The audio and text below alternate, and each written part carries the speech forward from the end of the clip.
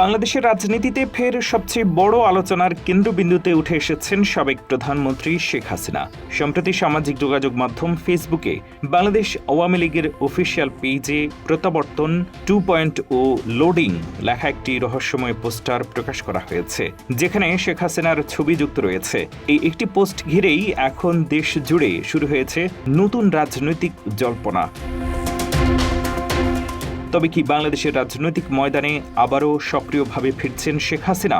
2024 সালের আগস্ট মাসে দেশ জুড়ে তীব্র ছাত্র জনতার আন্দোলন, ব্যাপক বিক্ষোভ এবং রাজনৈতিক অস্থিরতার মুখে পদত্যাগ করে ভারতে আশ্রয় নিয়েছিলেন শেখ হাসিনা।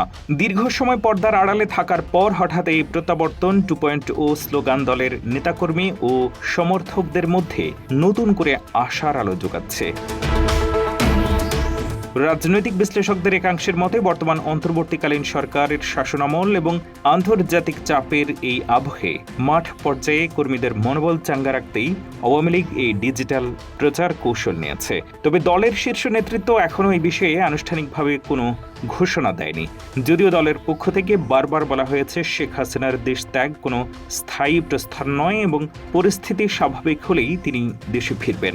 দীর্ঘদিন ক্ষমতায় থাকার কারণে প্রশাসনিক ও সাংগঠনিক স্তরে তার প্রভাব এখনও যথেষ্ট শক্তিশালী বলে মনে করছেন পর্যবেক্ষকরা। এই পোস্টারের প্রকাশের পর থেকে বিরোধী শিবিরের মধ্যেও নতুন করে রাজনৈতিক হিসেব নিকেশ শুরু হয়েছে এবং দেশের সার্বিক রাজনীতিতে এক ধরনের লাইভ উত্তাপ তৈরি হয়েছে।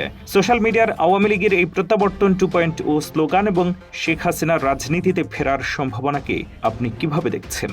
কমেন্টে জানান।